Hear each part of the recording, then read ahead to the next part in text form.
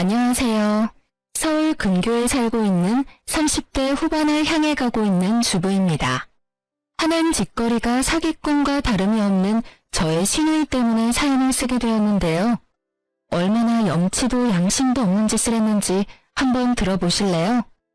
남편과 전 결혼한 지 3년이 넘어가고 있는 평범한 부부였습니다. 신혼 초엔 서로 다름을 인정하지 못해서 싸우기도 참 많이 싸웠는데 포기할 건 포기하고 서로의 생각을 존중하기 시작하니 더는 싸울 일이 없었고 요즘은 언제 다투었나 한참을 생각해봐야 할 만큼 사이좋게 잘 지내고 있어요. 아직 자녀는 없었고 슬슬 가져볼까나 하고 계획만 세우는 중이었어요. 그러던 와중 암 투병을 하시던 아버님이 결국 유명을 달리하셨고 혼자가 되신 어머님이 정신적으로 좀 이상해지기 시작했어요. 아들, 나 오늘따라 네 아빠가 생각나서 그러는데 집에 와서 자고 가면 안 되겠니? 아들, 나 너무 울어서 그런지 밥이 안 넘어가. 퇴근하면서 죽 좀 사다 줄 수 있겠어? 아들, 우리 아들이 너무 보고 싶어서 그런데 엄마 좀 보러 오면 안 될까? 아들을 봐야 하는 이유는 많았고 그것은 곧 집착이 되어버리더군요. 한동안은 어머님을 이해하려고 애썼습니다. 오죽하시겠어요? 한평생을 함께 산 반쪽이 세상을 떠나게 되었으니 그 허망함이 얼마나 크시겠어요. 아무리 오랜 투병으로 늘 마음의 준비를 하셨다고 한들 더는 세상에 없다는 사실에서 오는 충격과 허전함이 없어지지 않는다는 걸 잘 알기에 이해 또 이해하려고 했어요. 남편 역시 저와 비슷한 생각이었죠. 갑자기 집착에 가까운 모습을 보이는 어머님이 과하다고 생각은 하고 있지만 혹시라도 어머님마저 잘못될 수도 있다는 불안감에 한동안은 어머님 뜻에 맞춰드려야겠다고 하더군요. 저는 알겠다며 당신 편한 대로 하라고 했고요. 어머님의 과한 요구들은 계속되었고 이 상황도 충분히 힘이 드는데 어느 날부턴 시집간 시누이까지 보태기 시작하더군요. 아버님이 한창 아프셔서 고사리 손이라도 빌려야 할 정도로 손이 필요할 때는 코빼기도 내비치지 않던 시누이가 어느 순간부터 시댁 문지방에 닳도록 드나드는데 미칠 지경이더라고요. 딸이 엄마 보러 친정에 다니는데 왜 제가 미칠 지경이냐고요? 그냥 친정에 다니시는 거면 저도 대환영이었겠죠. 압류, 그렇고 말고요. 하지만 시누이는 하루가 멀다고 시댁을 오가며 저와 어머님 사이를 이간질하기 시작했고 그렇지 않아도 힘든 어머님의 비위 맞추기가 더욱 힘들어지고 있었어요. 간섭과 핀잔이 날이 가면 갈수록 심해진다 싶더니 어느 날은 임신 문제에도 입을 떼시더라고요.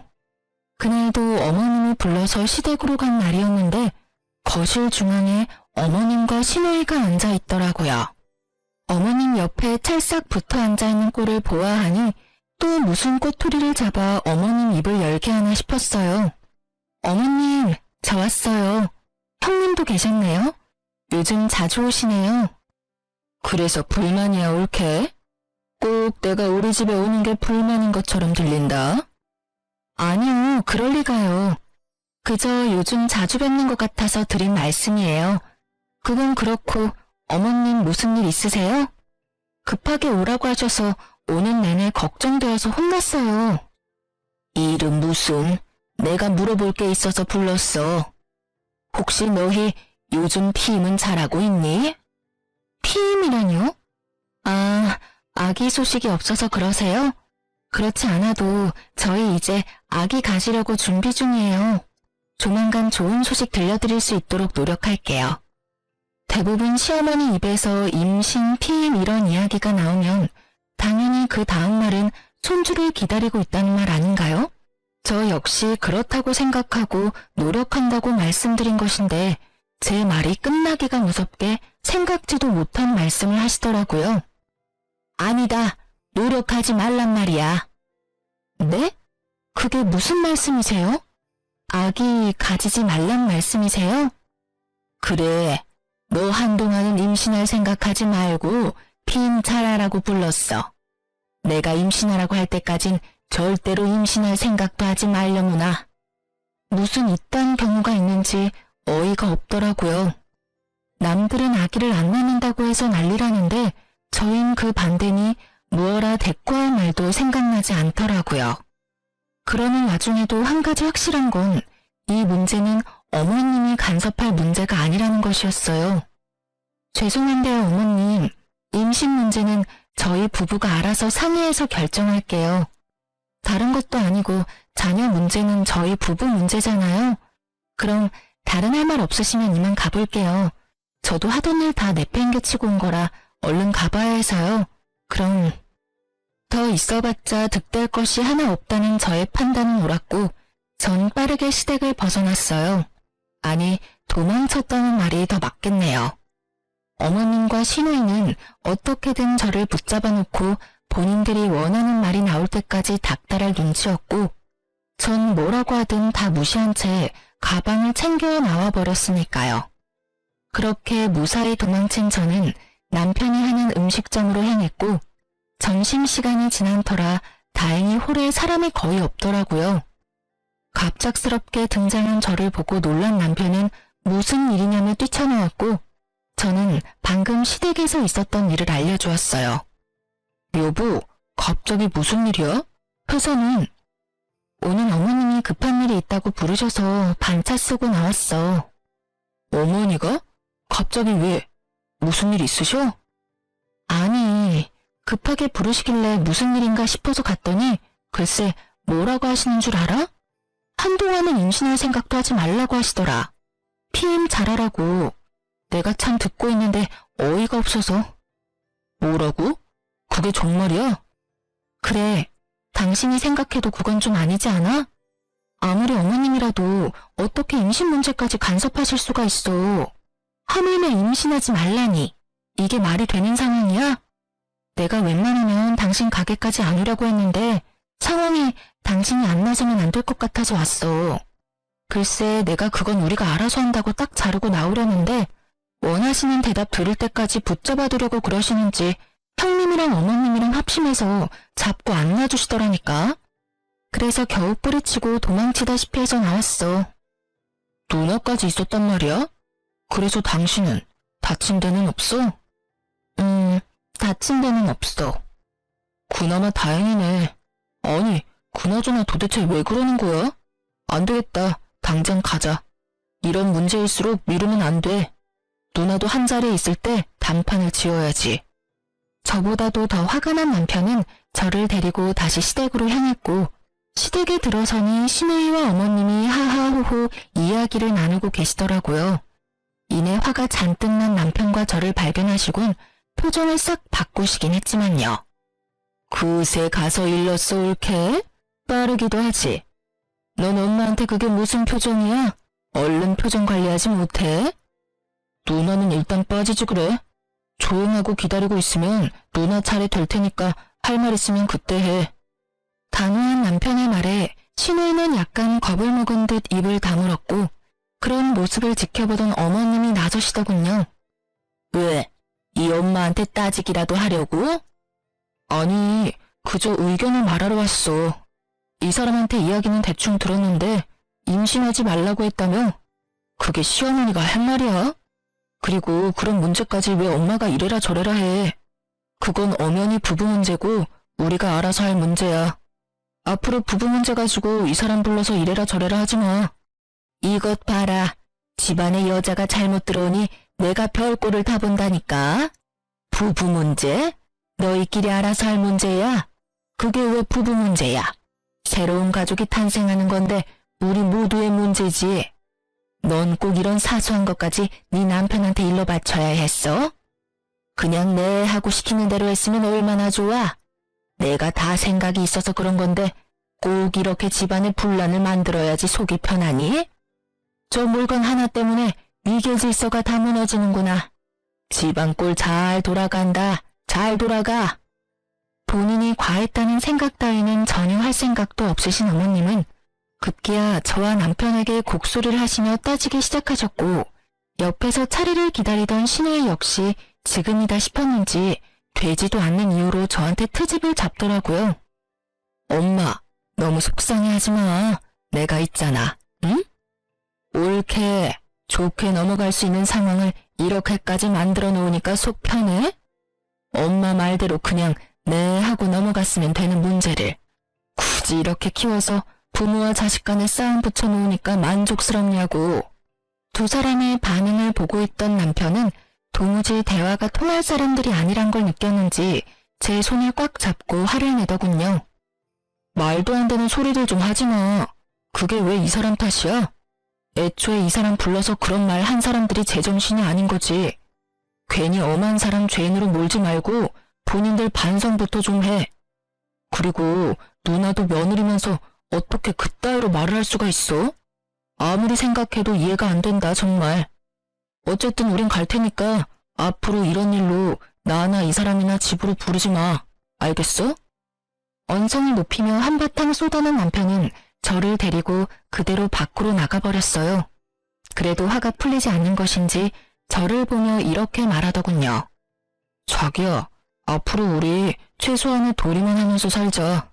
아버지 돌아가시고 혼자던 엄마가 걱정되어서 과한 요구도 다 들어줬더니 엄마가 그래도 된다고 생각하는 것 같아. 그러니까 앞으로는 당신도 잘하려고 애쓸 필요 없어. 그렇지 않아도 집안일 하랴 회사일 하랴 힘들 텐데 괜한 스트레스 더하지 말란 말이야. 알겠지? 알겠어.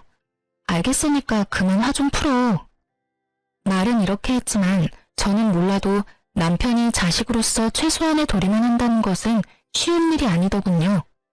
남편은 예전보단 현저히 줄긴 했지만 아예 발길을 끊지는 못하고 가끔 찾아뵙는 듯 했어요. 충분히 이해할 수 있는 남편의 행동이기에 전 별다른 말을 하지 않았죠. 저라도 시댁에 불러다니지 않아도 되는 그 상황에 만족하자 이렇게 생각했어요. 그러던 와중 전 임신을 하게 되었고 남편과 저는 그야말로 세상을 다 가진 것처럼 기뻐했어요. 혹시나 자연 임신이 힘들 만큼 늦은 것이면 어떡하나 싶었거든요. 하지만 임신 준비를 시작한 지 반년도 되지 않아 임신이 성공하니 상상 이상으로 기쁘더라고요. 하지만 그렇게 기쁜 마음도 잠시 시댁에 알려야 하나 말아야 하나 고민이 되더라고요. 어머님이 그간 보이셨던 모습을 보면 조금이라도 늦게 말씀드려야 한다 싶다가도 그래도 집안의 경사와도 같은 기쁜 일인데 하루라도 빨리 알려드려야 하는 것이 맞다 싶었으니까요. 제가 이런 생각들로 고민을 하고 있자 남편이 이렇게 말하더군요. 그러지 말고 그냥 말씀드려. 말은 그렇게 하셨어도 막상 손주 가졌다고 하면 기뻐해 주실 거야.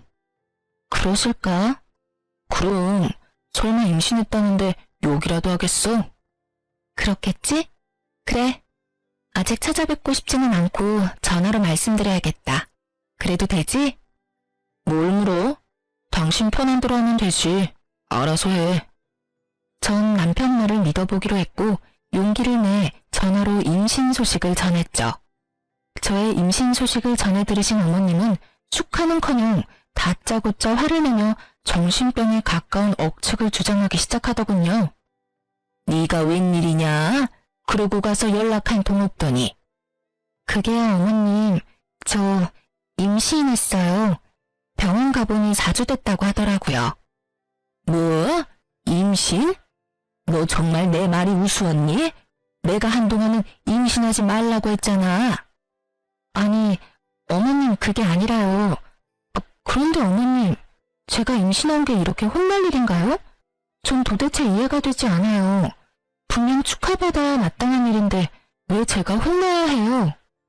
그걸 진짜 몰라서 묻는 게야? 네, 정말로 몰라서 그래요 어머님. 이유가 있다면 말씀 좀 해주세요. 저 정말 어머님이 왜 이러시는지 궁금해요. 너 요즘 내가 힘들어하는 거 잘 알고 있다고 했지? 하루에도 몇 번씩 우울해지는 걸 그나마 내 아들 보면서 이겨내고 있었다. 그런데 그런 일 있고 나서부터 상현이가 날 멀리하기 시작해서 그렇지 않아도 허전하고 우울한데 아기라도 무사히 낳는 날엔 자기 자식 본다고 나를 더 멀리하게 될 것 아니니? 다시 생각해도 이건 정상적인 사람이 생각할 수 없는 정도의 잘못된 생각이었어요. 그래서 전 그렇지 않다고 여러 번 강조해서 말씀드리며 그렇게 생각하시게 된 이유를 물었죠. 도대체 그게 무슨 말씀이세요, 어머님?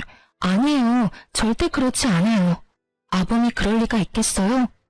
아기 나오면 아기 어릴 땐 힘들지라도 조금만 자라면 커가는 모습 보여드리려고 더 찾아뵙고 연락도 더 드리지 않겠어요?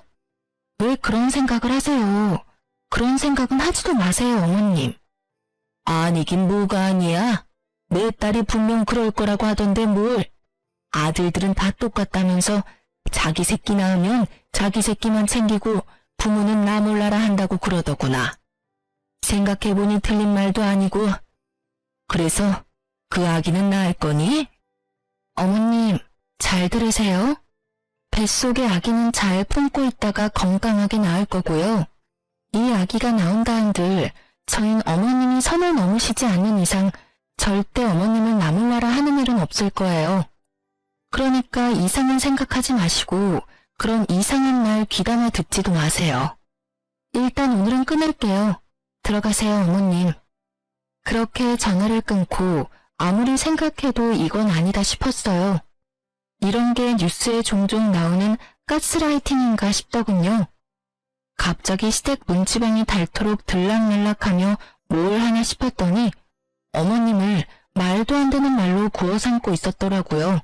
자식이라는 사람이 어떻게 부모가 마음이 많이 약해졌을 때를 틈타 그런 말도 안 되는 억측을 주입하고 있는 것인지 어머님에게 이야기를 들은 후에도 이해가 되지 않더군요.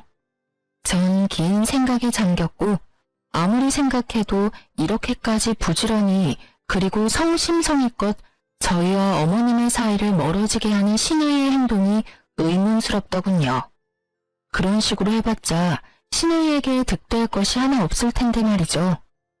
아무리 생각해도 제 상식으론 이해가 힘들었고 결국 이들은 안 되겠다는 결론에 도달하게 된 저는 단도직입적으로 신우에게 묻기 위해 신우이의 집을 향했어요. 예전에 방문했던 기억이 있었던 터라 어렵지 않게 신우이의 집을 찾아갈 수 있었고 그곳에서 전혀 예상치 못한 광경을 보게 되었어요. 신우이의 집 현관문은 살짝 열려 있었는데 안이 시끌시끌하더군요. 그래서 손님이라도 오셨나 하는 마음에 문틈으로 안을 살폈는데 집안 꼴이 엉망진창이더라고요. 집 안에는 건장한 남자 몇 명이 보였는데 신우이와 시누부를 닥달하는 소리가 들려왔어요. 그러게 돈을 빌려갔으면 갚아야 할 것 아니야. 꼭 내가 이런 거친 방법까지 써야 돈을 갚을 거야? 진작 갚았으면 좋잖아. 죄송합니다. 정말 죄송해요. 제가 어떻게 해서든 친정에서 돈 마련해 올 테니 그만 돌아가 주시면 안 될까요? 친정? 저번엔 친정에도 돈 나올 구멍 없다고 했잖아. 설마 나한테 거짓말이라도 했다는 거야? 아니에요. 정말 돈이 없었다고요. 사실 아버지가 암으로 돌아가셨는데 암 사망보험금이 꽤 나온 걸로 알고 있어요. 정확한 금액은 엄마가 말을 해주지 않아서 잘 모르지만 그래도 2, 3억은 충분히 될 것 같아요. 정말이에요. 이번엔 약속 지키는데 좋을 거야. 지난번에도 조금만 더 기다려주면 사업 일으켜서 갚겠다고 하길래 믿어줬더니 오늘 또 이렇게 찾아오게 했잖아. 다음에 우리가 만나게 되는 날엔 정말 각오해야 할 거라고. 이제야 모든 퍼즐이 맞춰지더라고요. 신우 부부의 사업은 원래 매출도 잘 나오는 편이었고 돈도 꽤 있던 걸로 알고 있었거든요. 그런데 무슨 이유에서인지 사정이 어려워지니 사채업자인지 아닌지 모를 무서운 사람에게 급하게 돈을 빌린 것 같더라고요. 변제일은 다가오는데 도저히 돈이 나올 구멍이 도저히 없자 저희는 생각하지도 못했던 아버님의 사망보험금을 노린 거였죠. 그러면서도 혹여나 어머님께서 자신과는 달리 그간 효도라는 걸 했던 하나뿐인 아들에게 모든 재산을 주신다고 할까봐 저와 어머님 사이를 이간질해 왔던 것이죠. 그렇게 해서 저와 어머님 사이 틀어지면 틀어질수록 남편은 제 편을 들게 될 것이니 자연스럽게 남편과 어머님 사이도 멀어질 것이라 생각했겠죠. 아기 문제도 마찬가지인 이유였을 겁니다. 하나뿐인 아들의 자식, 그것도 아들이라도 태어나는 날엔 신우이의 계획에 큰 차질이 생길 테니까요. 결국 신우이의 계획대로 되었고 아버님의 부재로 마음이 많이 무너져 내린 어머님은 의도가 어떠하든 자신의 옆을 지키고 있는 신우이를 믿고 의지하게 된 것이었죠. 제가 생각한 대로 가스라이팅과 다름이 없는 치밀한 행동이었어요. 급전이 필요하니 자기 부모 사망보험금이나 노리며 갑자기 효도하려는 신우이나 아무리 상황이 좋지 않아도 그런 되지도 않는 말을 믿는 어머님이나 그 모든 것이 암담하게 그지없더군요. 전 당연히 모든 사실을 남편에게 알렸고 일단 남편은 첫 번째 아버님 기일만 무사히 남기고 생각하자고 하더군요. 엄마도 생각이 있으면 아버지 기일 지나지도 않았는데 보험금을 쓰진 않을 거야. 아무리 엄마가 위태로운 상황이라고 해도 그 정도 생각은 하실 뿐이라고 우리 믿어보자. 일단 첫 번째 재산은 조용히 지내고 그 다음은 내가 엄마랑 이야기해볼게. 저 역시 남편의 말에 동감하기에 남편의 뜻에 따르기로 했어요. 드디어 제삿날이 되고 전 두 사람의 꼴도 보기 싫었지만 살아생전 저를 정말 친딸처럼 여겨주셨던 아버님의 첫 기일을 무시하고 넘길 순 없었기에 차분히 마음을 정리하고 아버님만을 생각하며 시댁으로 향했어요. 아무리 아버님이 좋았다고 한들 혼자였다면 가지 않았을 수도 있었겠지만 임신한 제가 여러모로 걱정이라며 가게 문까지 닫고 함께 해준 남편 덕분에 좀 더 가볍고 든든한 마음으로 시댁에 들어갈 수 있었네요. 시댁에 들어선 남편은 아주 작정이라도 한들 제 옆에서 떨어질 생각을 하지 않더라고요. 하물며 화장실까지 따라와 앞에서 기다리는데 심각한 상황인데도 불구하고 웃음이 나와 혼났지 뭐예요? 그렇게 어디든 따라다니던 남편은 앞치마를 둘러매고 식당 사장님답게 푸르다운 솜씨로 뚝딱뚝딱 제사상을 준비하기 시작했죠. 그런 남편의 모습이 전 내심 흐뭇했지만 신우이와 어머님의 눈엔 거슬리기 짝이 없는 모양이더군요. 저희를 쏘아보던 신우이의 입을 열리고야 말았으니까요. 저게 무슨 꼴이래? 저 꼴을 좀 봐, 엄마. 엄마가 고생해서 키워놨더니 엄한 년만 좋은 일 시키고 이러려고 엄마가 그 고생해서 아들 키워냈어? 그러지 말고 엄마 얼른 상현이 좀 끌어내. 나 저 꼴 보고 있기 힘들어. 신우의 조종 스킬이 얼마나 대단한지 신우 말 한마디에 신우가 노발대발 화를 내며 남편을 끌어내려고 했고 남편 또한 절대 질 수 없다는 듯 어머님에게 맞대응하고 나서더군요. 상현이 너 그게 뭐 하는 짓이야? 당장 나오지 못해? 그렇지 않아도 가게에서 지겹게 주방일하는 녀석이 보아하니 어느 정도 한 것 같은데 인제 그만 집사람한테 맡기고 얼른 나와. 이왕 어느 정도 한 김에 마주하고 나갈 테니까 도와줄 거 아니면 아무 말도 하지 마. 뭐야, 그래도 이 녀석이 엄마 뒷목 잡고 넘어가는 꼴 보고 싶은 게야? 이런 걸로 뒷목 잡고 넘어갈 사람 아니란 거 잘 알고 엄마가 무슨 말을 하든지 이 사람 혼자 일하는 꼴은 절대 못 보니까 전 보기 싫으면 방으로 들어가. 괜히 보면서 서로 불편하지 말자고. 신혼 때 죽자고 쌓은 보람을 여기서 느끼게 됐다면 여러분 웃으실 건가요? 전 정말로 신혼 때 하루가 멀다고 쌓았던 보람을 느끼게 되었고 그때 그 시절 제가 입이 마르게 강요했던 온전한 내 편이 된 남편이 참 든든하더군요. 그렇게 제가 살벌과 흐뭇의 기분을 오가는 사이 미친 여자임이 분명한 신우이가 이때다 싶었는지 추악한 본론을 꺼내들기 시작하더라고요. 저것 봐 엄마, 내 말이 맞지? 저 녀석 이제 엄마는 안중에도 없다니까. 저것도 아들이라고 키워놨더니 엄마 말 싹 무시하고 자기 마누라만 감싸는 것 좀 보라고. 엄마, 잘 생각해야 해. 하나뿐인 아들이라고 엄마가 재산 나눠주는 순간 엄마하고 딱 인연 끊어버리곤 자기들끼리 호의호식할 게 분명하다고. 모르긴 몰라도 엄마 죽고 나면 제삿밥도 못 얻어먹을걸? 엄마도 그렇게 생각하지 않아? 욕을 할 거라면 작게라도 하지. 얼마나 크게도 외치는지. 혹시 신우이 혼자 확성기라도 쓰고 있는 것이 아닌가 하는 생각이 들더군요. 이제 밑밥도 잘 깔아둔 신우이는 급하긴 한지 다른 날도 아닌 아버님 첫 번째 기일날 준비한 말을 꺼내더군요. 그러니까 엄마, 은행에 고이 모셔둔 돈 나한테 투자 좀 해줘. 내가 은행 이자보다 곱절은 더 쳐서 갚을게. 정말이야. 내가 돈이 어디 있어? 에이, 아빠 보험금 나온 거 다 알고 있거든? 그거 은행에 모셔두면 뭐해? 남 좋은 일만 시키는 거지. 남 좋은 일 시킬 바엔 하나뿐인 딸이랑 사위한테 투자하는 게 더 옳은 일 아니야? 염치도 양심도 없는 신우이의 말이 떨어지자마자 남편이 하던 일을 다 내팽개치고 거실로 나가더라고요. 뒷모습에서도 분노가 느껴져 혹시나 하는 마음에 저 역시 남편의 뒤를 따랐죠. 두 사람 앞에선 남편은 신우이에게 소리를 지르기 시작하더군요. 누나가 제정신이야? 어디서 감히 아버지 사망보험금을 달라는 말을 해. 그것도 다른 날도 아닌 아버지 기일날에. 요즘 누나가 엄마하고 우리 사이에서 이간질한 이유가 이거였어?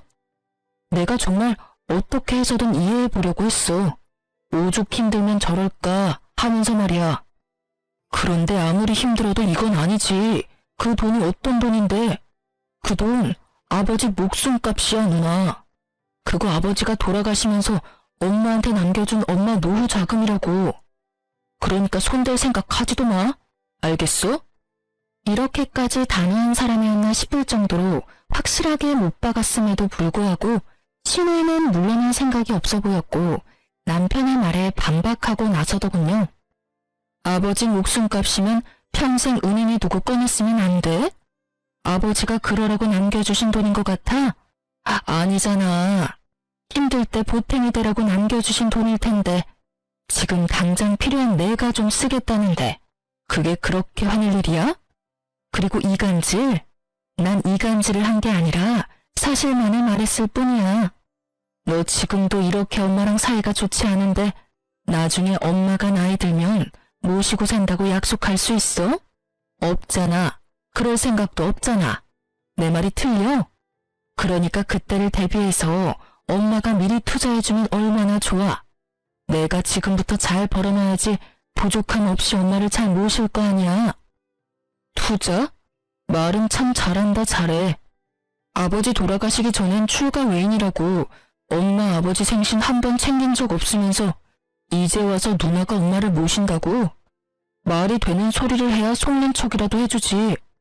누나가 지금 왜 이러는지 내가 몰라서 이러는 줄 알아? 누나 지금 사업 힘들어서 급하게 사채 쓰는 바람에 사람들 막 찾아오고 난리 났다며. 누가 그래? 누가 그랬냐고. 이 사람이 누나랑 이야기 좀 하러 집에 찾아갔다가 다 봤다고 하더라. 집에 사람들 찾아와서 난동 부리고 난리였다고 하던데 아버지 사망보험금으로 빚 갚을 생각이었어? 두 사람이 친사고 두 사람이 해결해야지. 내 형이고 누나고 어쩜 그렇게 뻔뻔해? 엄마도 잘 들었지? 지금 누나 엄마한테 돈 빌려가도 절대 못 갚아. 그러니까 괜한 돈 낭비해서 자식하고 얼굴 붉히지 말고 절대 땡전 한 푼도 주지 마. 알겠어? 남편이 모든 사실을 밝히자 그때야 신우이의 얼굴색이 변하더군요. 그러면서도 있는 힘껏 발뺌을 하며 저에게 갖은 욕과 폭언을 내뱉으며 노발대발하기 시작하더라고요. 넌 2년 말을 믿는 거야? 우리 사업이 얼마나 잘 되고 있는데. 이 나쁜 년이 이제 나하고 가족 사이도 멀어지게 하려고 없는 말도 지어서 하네. 너 그딴 식으로 살면 네 뱃속의 아들이 벌받아. 알겠어? 이미 눈이 돌아버린 신우이는 뱃속에 조카까지 들먹이며 폭언을 하기 시작했고 이런 신우이의 상태를 알아챈 남편은 마지막으로 어머님께 다시 한번 신신당부를 하고선 준비한 제사 음식을 급히 챙겨 시댁에서 나와버렸어요. 상황이 이러해도 아버님의 제사는 꼭 챙기고 싶었기에 첫 번째 아버님의 제사는 그렇게 저희 집에서 지내게 되었죠. 그런 일이 있고 난 뒤 전화통이 불이 날 것이라는 저희의 예상과는 달리 어머님과 신우이는 조용했고 조용하니 불안해지며 무섭기까지 하더군요. 지금의 침묵은 분명 좋지 않은 기류임이 분명했으니까요. 아니나 다를까 며칠 뒤 신우이에게서 연락이 왔고 설마 했던 소식을 전해주더군요. 올케, 잘 지냈어? 뭐 그럭저럭 지내고 있어요. 웬일이세요? 다름이 아니라 나 엄마한테 투자받았다고 상현이한테 전해달라고. 직접 전화하시지 왜 굳이 저한테 그걸 전해달라고 하세요? 올케도 궁금할 것 같기도 하고 안부도 궁금해서. 내 조카는 잘 크고 있지? 아무튼 몸조리 잘하고. 상현이한테 자기가 그렇게 반대해도 난 결국 받아냈으니까 앞으로 나한테 찍소리 하지 말라고 좀 전해줘. 애가 예전엔 안 그랬는데 요즘 너무 버릇이 없어. 하여튼 끊을게. 결국 우려하던 일이 일어났더군요. 저흰 더는 두 사람 일에 관여하지 않기로 결심했고 신우이의 전화뿐 아니라 어머님의 연락도 받지 않았어요. 그 후론 저희의 예상대로 흘러가더군요. 돈이 필요할 땐 하루가 멀다고 어머님을 찾아 시댁으로 가던 신우이는 돈을 받아 챙기자마자 시댁에 찾아가기는커녕 연락조차 노골적으로 피하기 시작했고 그럴수록 어머님의 집착은 커졌겠죠. 저희도 연락이 되지 않고 신우이도 연락이 되지 않자 결국 어머님은 죽는 신용까지 하시며 신우이를 불렀고 결국 어머님 댁에 몇 달 만에 간 신우이는 시모의 짐을 챙겨 저희 집에 데려다주며 이런 말을 하더군요. 어머 형님, 어머님, 연락도 없이 무슨 일이세요? 그 짐은 뭐예요? 보면 몰라? 엄마 짐이잖아. 그러니까 어머님이 왜 짐까지 챙기셔서 저희 집에 오셨냐고 묻고 있는 거예요. 엄마가 계속 외롭다고 하잖아. 몸도 좋지 않은 것 같고. 알다시피 난 요즘 바빠서 엄마 돌볼 시간이 안 되니까 당연히 이리로 모시고 왔지. 이럴 땐 아들이 엄마 모셔야 하는 건 당연한 거 아니야? 당연하지 않죠. 돈 받아가신 형님이 모셔야죠. 저희는 어머님께 땡전 한 푼 받은 적도 없을 뿐더러 바란 적도 없어요. 그런데 왜 저희가 모셔야 해요? 저흰 절대로 못 모시니까 당장 모시고 가세요. 이렇게 말하며 당장 집으로 오라고 남편에게 문자를 보냈죠. 틀린 말이 하나 없는 제 말에 대꾸할 말이 없었던 신우이는 모르쇠로 일관하며 우기기 시작하더니 결국 어머님을 내팽개치며 나가더군요. 아, 몰라. 어쨌든 난 엄마 못 모셔. 난 출가 외인인 거 잊었어?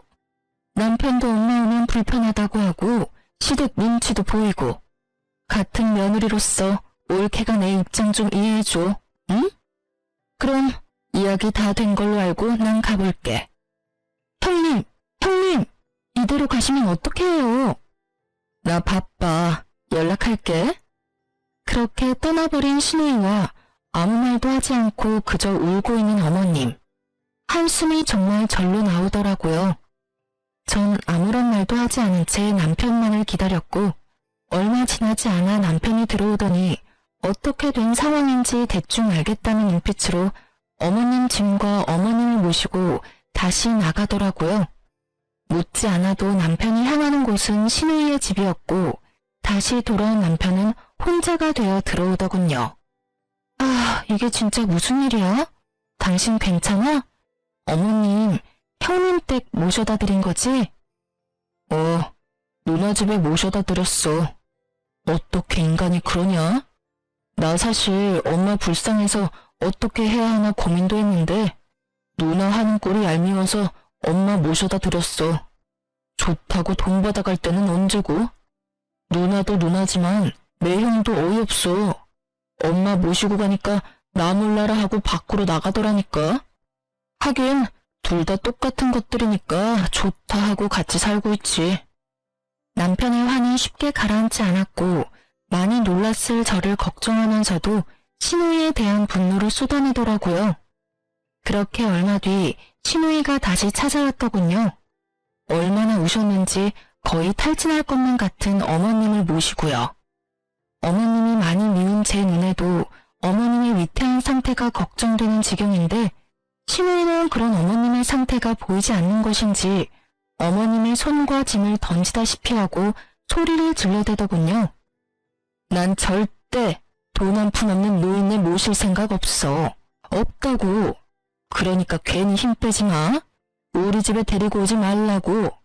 다시 찾아오기만 해. 문도 열어주지 않을 테니까 말이야. 발악에 가까운 말을 뱉어내던 신우이는 이내 차분해지더니 지금까지와는 차원이 다른 경악스러운 말을 하더라고요. 아, 맞다. 엄마 집 남았지? 혹시 알아? 엄마가 집 처분해서 또 나한테 투자해주면 그땐 진짜 모실지도. 내가 남편을 잘 설득해보겠다니 말이야. 그거 아닌 이상 난 죽어도 엄마 모실 생각 없으니까 그런 줄 알고 아들인 네가 알아서 해. 알았어? 저뿐 아니라 남편도 충격이 컸는지 아무런 행동도 말도 하지 못하고 멍하니 서 있더라고요. 저조차도 이게 인간인가 하는 생각뿐이었는데 남편은 더하면 더했지 모자라진 않았겠죠. 저희를 충격에 빠뜨리고 도망치듯 집을 나간 신우이와 그런 신우이가 나간 현관문만 멍하니 보며 눈물만 흘리고 있는 어머님. 이 상황을 어떻게 해야 하나 고민에 빠져 있는데 어머님은 그제야 정신이 드셨는지 그야말로 대성통곡을 하시더라고요. 상황이 이렇게까지 되니 그 밉던 어머님이 참 불쌍하다는 생각마저 들더군요. 남편의 표정을 보아하니 남편도 제 생각과 별반 다르진 않은 것 같았어요. 결국 저희는 어머님을 받아들이기로 했습니다. 재산이 있든 없든 어쨌든 남편에겐 어머니였고 신우이의 입김이 있기 전까진 어머님도 꽤 괜찮은 사람이었으니까요. 저희는 어머님을 한 번 더 용서하고 이해해보기로 했던 것이었어요.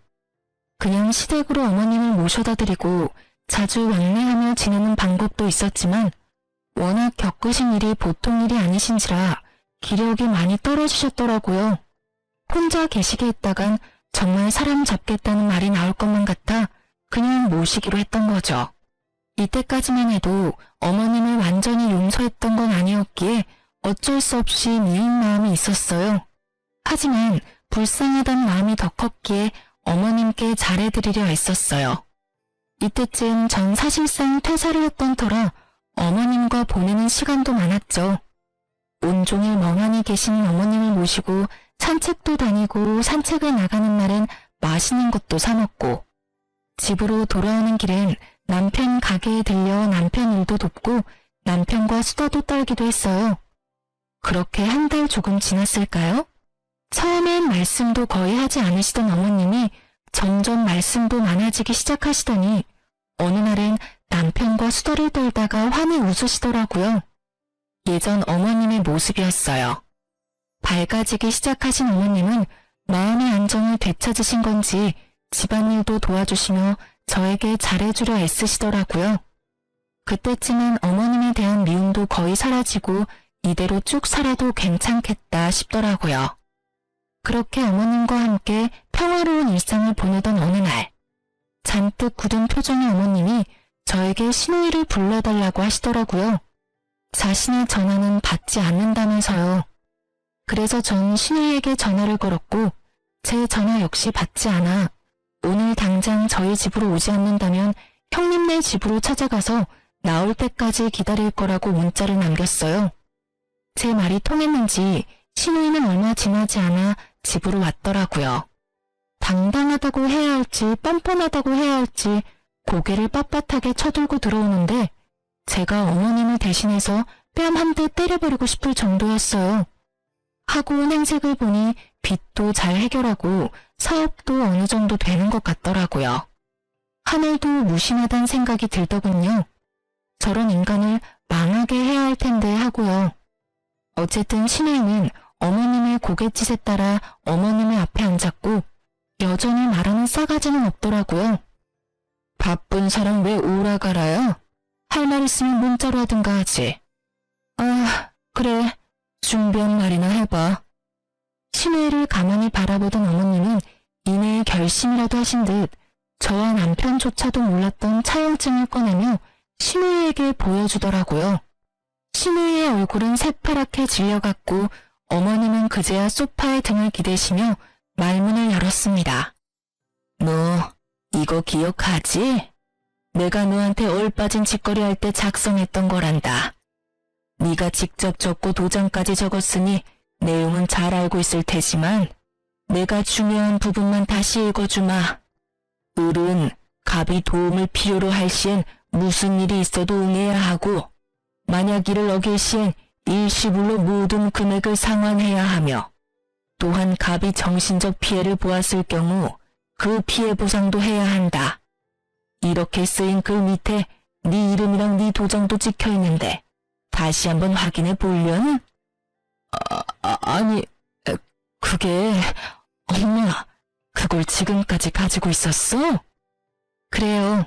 어머님은 신우이에게 홀려 돈을 빌려주던 와중에도 혹시나 하는 상황에 대비해 구체적인 조항까지 넣으며 차용증을 작성하셨더라고요. 그 당시 집에 사람들이 찾아와 난리를 피울 만큼 상황이 급했던 신우이는 설마 하는 마음으로 차용증을 흔쾌히 작성해 주었던 것이고요. 신우이가 어머님을 버릴 당시 어머님의 정신적 상태가 온전한 상태와는 거리가 멀었고 그렇기에 차용증 따위는 잊었을 거라 생각했던 신우이의 안일함이 불러온 결과였죠. 말까지 더듬어가며 아무 말이나 짓거리는 신우이와는 달리 어머님은 무섭도록 침착하게 말을 이어나가셨어요. 그럼 이게 내 노후 자금인데 잘 가지고 있었지. 딸아, 네 엄마가 아무리 정신이 나갔어도 할 건 다 했단다. 이거 이래봬도 작성한 날 공증까지 마친 차용증이고 며칠 전에 변호사도 만나서 상담해보니 차용증대로 실행 가능하다는 말도 들었지 뭐니. 그래서 하는 말인데 너 다시 돈 내놔야겠어. 그래도 네가 내 자식인데 일시불로 내놓으란 말은 하지 않으마. 그럴 필요까진 없고 다달이 갚아. 물론 이자까지 쳐서 갚아야 하는 건 알고 있지? 엄마, 내가 그럴 돈이 어디 있어. 나 요즘도 사실 힘들어.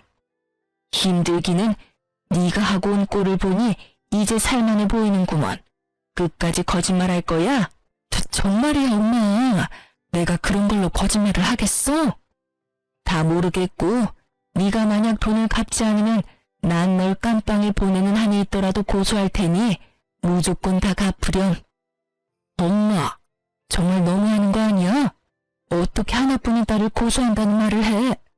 그러는 넌 엄마가 2명이라서 엄마를 버렸니? 그렇게 울고불고 매달렸건만 그리 무질게도 엄마를 버렸어? 어머님은 결국 신우이에게 호통을 치셨고 신우이는 눈물을 흘리며 매달리기 시작하더군요. 엄마, 그땐 나도 사정이 있었잖아. 엄마가 그 정도도 이해 못해? 나 엄마 딸이잖아. 엄마 딸한테 꼭 이렇게까지 해야 해?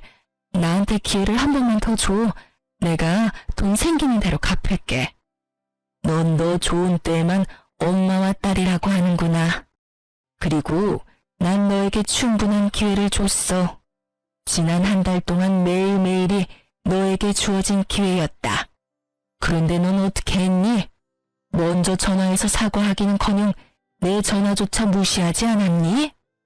그게 엄마, 내가 잘못했어.